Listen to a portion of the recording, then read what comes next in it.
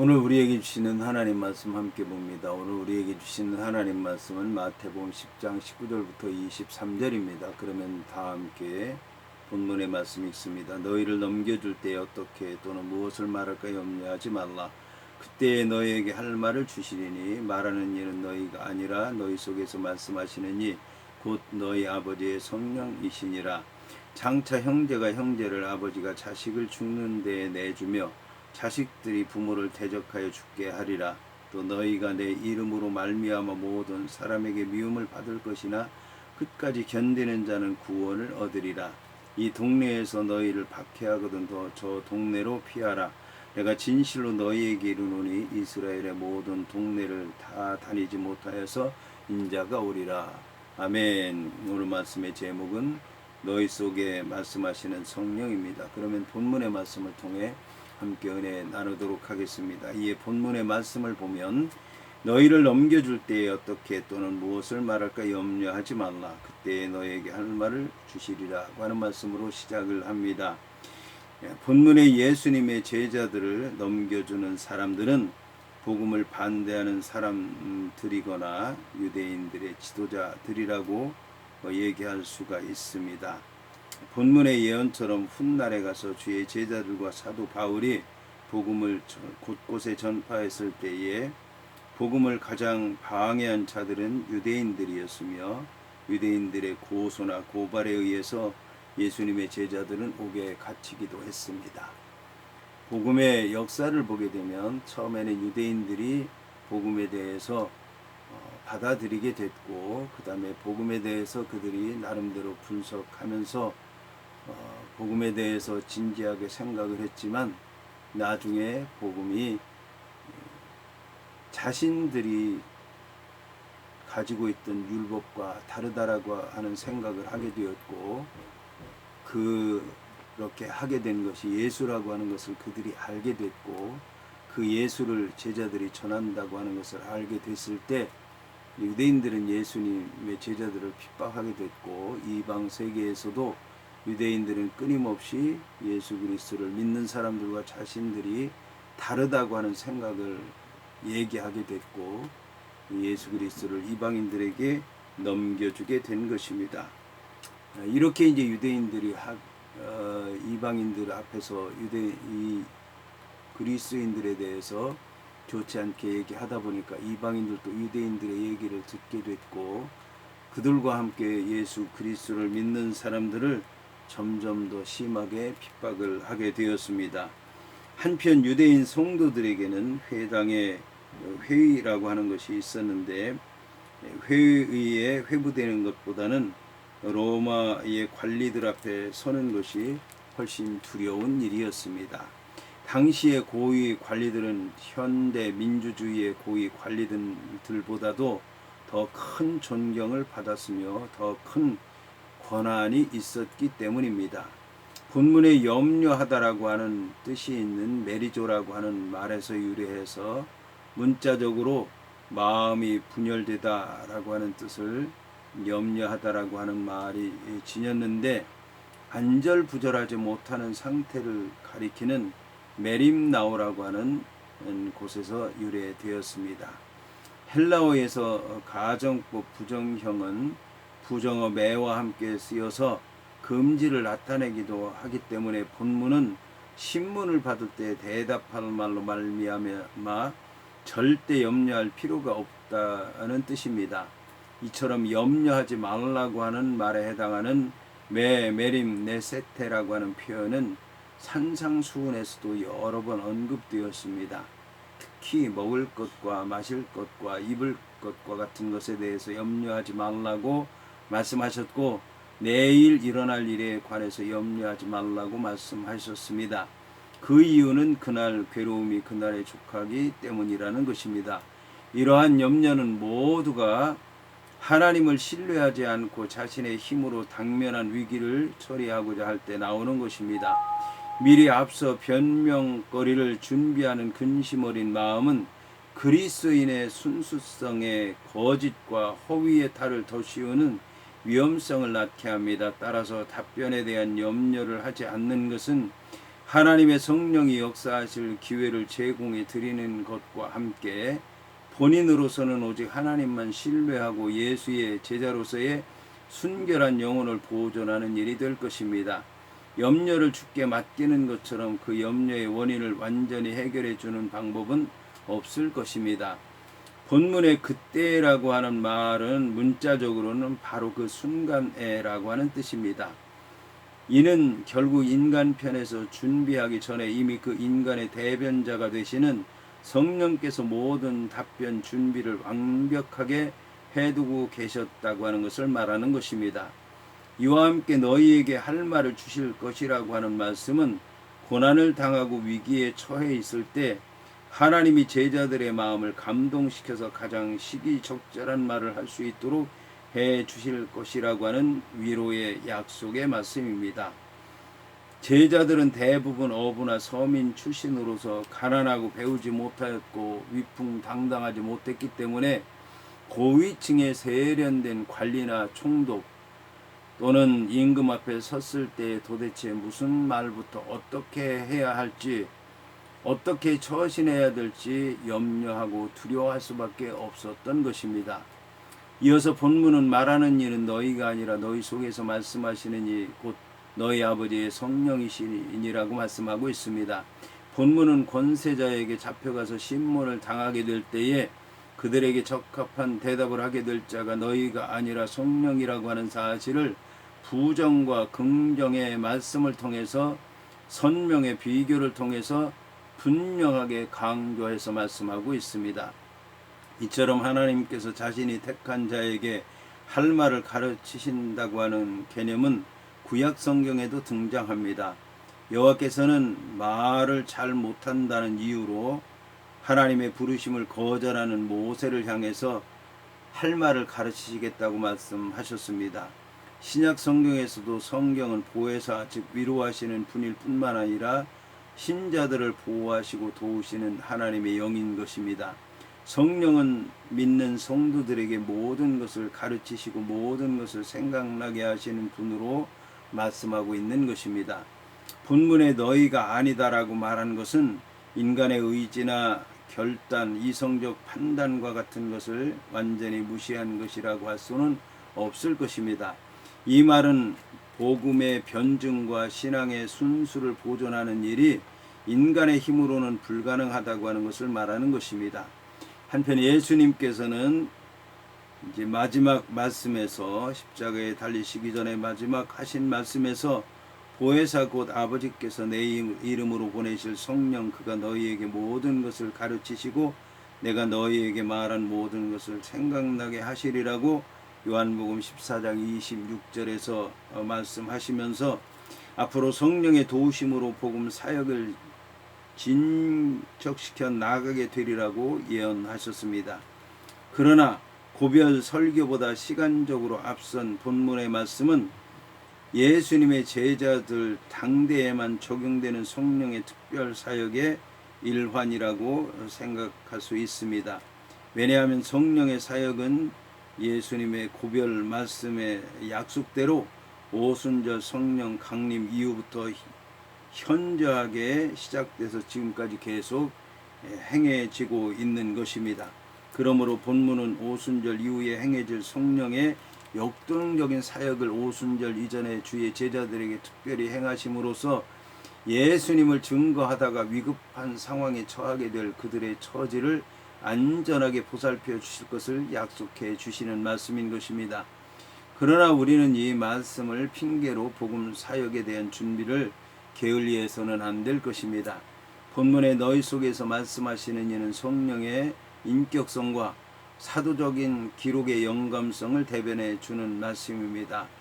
이처럼 성령께서는 말씀하시는 것과 기록된 말씀을 통해서 복음 증거자들의 마음속에서 인격적으로 임재하셔서 충만한 성령의 감동으로 채워주실 것입니다.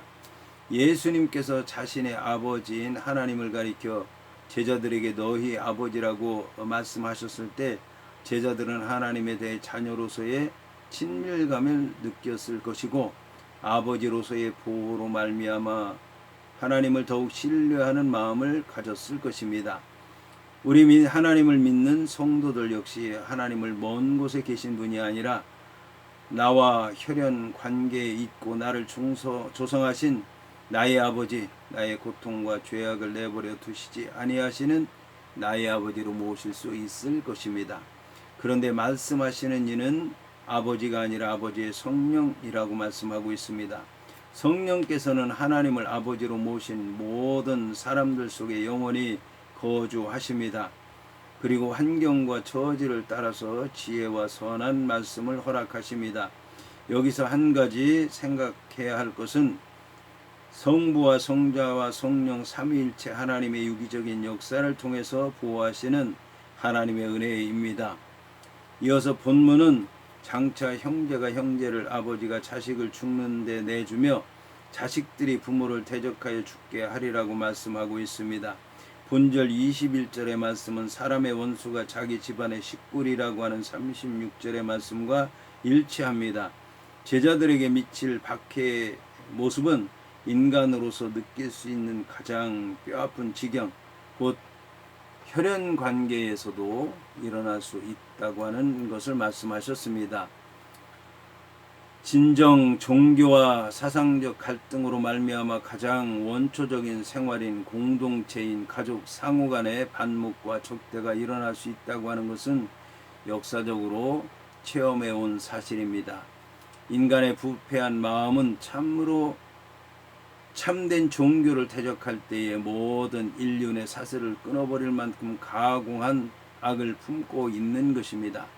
특별히 본문의 갈등 상황은 가족 간의 피비린내라는 영적인 싸움으로 결단코 양보할 수 없는 전쟁에 대해서 얘기하고 있습니다. 왜냐하면 그 갈등의 원인은 바로 영원하신 아버지이신 하나님을 믿고 사랑한 데서부터 비롯되기 때문입니다. 본문에 죽게 하리라고 하는 말씀과 관련해서 미가 예언자는 미가 7장 5절 6절을 통해서 너희는 이웃을 믿지 말며 친구를 의지하지 말며 내 품에 누운 여인에게라도 내 입의 문을 지킬지어다. 아들아 아버지를 멸시하며 딸이 어머니를 대적하며 며느리가 시어머니를 대적하리니 사람의 원수가 곧 자기의 집안 사람이로다 라고 예언하였습니다. 한편 미가의 예언과 뜻을 같이 하는 예수님의 예언은 실제로 네로와 같은 로마의 폭군 통치하에서 복음을 믿는 신자들에게 일어났던 것입니다.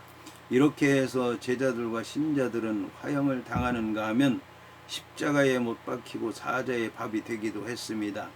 본절에 내어주리라고 하는 말에 해당하는 파라도세이라고 하는 말의 원형 파라디돔이라고 하는 말은 뭐뭐로부터에 해당하는 전치사 파라라고 하는 말과 주다 맡기다라고 하는 뜻을 지닌 디도미가 합해진 말입니다. 이 단어는 성경에서 세례 요한이 체포된 것이나 가룟 유다가 예수님을 팔아넘긴 일이나 체포된 예수를 총독 빌라도에게 넘겨준 일이나 지옥에 던진다라고 하는 말과 같은 곳에서 사용되었습니다. 이와 관련해서 신자에게 있어서 육체적인 혈연보다는 영적으로 결합된 그리스도와의 새로운 혈연이 절대적으로 더 가치 있는 것이었기 때문에 신자들은 악의에 차서 복음을 핍박하는 가족들의 만류와 유혹에도 넘어가지 않고 복음과 신앙의 지조를 지켰던 것입니다. 이어서 본문은 또 너희가 내 이름으로 말미암아 모든 사람에게 미움을 받을 것이나 끝까지 견디는 자는 구원을 얻으리라고 말씀하고 있습니다. 본문에 내 이름으로 말미암아라고 하는 말은 그리스도인이라고 하는 이름을 지니고 있기 때문에 그리스도로 말미암아라는 뜻으로 해석될 수 있습니다. 제자들이 세상 관원과 자기 가족들로부터 고난과 핍박을 받는 것은 그리스도를 믿고 그리스도를 증거하며 그리스도의 삶을 따른다는 이유 때문이었습니다. 이는 그리스도가 세상에서 배척받는데 그 근원이 있다고 볼 수 있습니다. 세상이 그리스도를 미워하여 그분을 핍박하고 십자가에 못 박은 것처럼 그리스도를 따르고 그리스도에게 집착해 있는 제자들 역시도 그리스도를 따라서 그리스도께서 핍박과 고난을 받은 것처럼 핍박과 고난을 당하는 것입니다. 이것은 신자 개개인의 실수로 인한 고난과는 구별되는 것입니다. 여기서 모든 사람이라고 하는 것은 한 명도 예외 없이 모든 사람을 뜻하는 것이 아니라 어떤 특정한 구별이 없이 모든 사람들, 곧 인종이나 피부색이나 사상에 관계없이 모든 부류의 사람들을 가리킵니다. 이와 더불어서 본문에서는 좀 더 축소된 의미로도 이해할 수 있을 것입니다. 여기서 모든이라고 하는 것은 박해 사건과 관련된 모든 사람을 가리키며 제자들을 핍박하는 모든 사람을 뜻하는 것으로 볼 수 있을 것입니다. 이처럼 인간의 마음이라고 하는 것은 본질상 하나님과 적대 관계에 놓여 있는 부패된 것으로서 이런 것 때문에 인간은 어느 위치에서나 어떤 모습을 하고 있든 모두 다 멸망하지 않을 수 없는 존재인 것입니다. 그렇기 때문에 의를 향해서는 부패한 본성에 따라서 분노와 적의를 품어야 하는 것입니다. 여기서 나중이라고 하는 말은 생명이 끝날 때까지, 다시 말해 길든 짧든 간에 생명이 다하는 날까지, 또는 인내가 더 이상 필요하지 않게 될 때까지라고 하는 의미로 생각할 수 있을 것입니다. 이것은 예수님께 충성하려면 목숨까지도 바쳐야 할 마음의 각오를 가져야 한다는 뜻입니다. 한편 본문에 견디다라고 하는 말은 적극적인 저항보다는 중간에 포기하지 않고 끝까지 참고 인내하는 것을 말하는 것입니다. 이는 차마 말로 다할 수 없는 고난 속에서도 배교하지 않고 끝끝내 예수님의 사람으로 남아 있는 것을 의미합니다. 이것이야말로 하나님의 신실성과 그리스도의 궁극적 승리를 의심 없이 믿는 행위입니다. 그리고 구원을 얻으리라고 하는 말씀은 완전하고도 절대적인 구원의 획득이 약속되었다라고 하는 뜻입니다. 예수님께서는 육체적인 생명의 잠정적인 손실에 대한 전 인격적인 생명의 영원한 보상을 약속하신 것입니다. 이처럼 신앙에는 예수님 때문에 자신의 일부를 잃어버리게 되는 것은 사실이지만, 그러나 이처럼 일부를 잃어버리지만 완전한 회복을 하고 모든 것을 온전히 보존하게 된다는 것, 영원한 생명을 얻는다고 하는 것도 사실인 것입니다. 이어서 본문은 이 동네에서 너희를 박해하거든 저 동네로 피하라. 내가 진실로 너희에게 이르노니 이스라엘의 모든 동네를 다 다니지 못하여서 인자가 오리라고 말씀하고 있습니다. 본문의 이 동네에서 너희를 박해하거든 저 동네로 피하라고 하는 말씀은 이기적으로 자기 자신을 보존하라고 말씀하신 것이 아니라 그리스도의 이름을 증거할 목적으로 합리적으로 자기 생명을 보존하라고 하는 말씀인 것입니다. 여기서 피하라고 하는 말씀은 비굴하게 보일 수도 있는 권고이지만 이것은 오히려 제자들을 겸손하고 사려 깊도록 하라고 하는 말씀인 것입니다. 미련한 아집과 우직한 자아로 말미암아 불필요한 갈등을 만들어 끝내 절망적인 상황에 이를 수도 있는 것입니다. 한편 본문에 분명하게 드러나 있는 것처럼 예수님께서는 제자들에게 순교를 강요하지 않았다는 사실을 알 수 있으며 주를 부인하지 않는 한 최선을 다해 그리고 모든 수단을 다해서 목숨을 보존할 수 있는 곳으로 피하라고 말씀하셨습니다. 그러나 이와 더불어 우리가 주목해야 할 것은 구주를 부인하는 것보다는 목숨을 잃는 것이 오히려 낫다는 것입니다. 이것이 바로 주의 소유된 자의 올바른 생사관이라고 할 수 있습니다.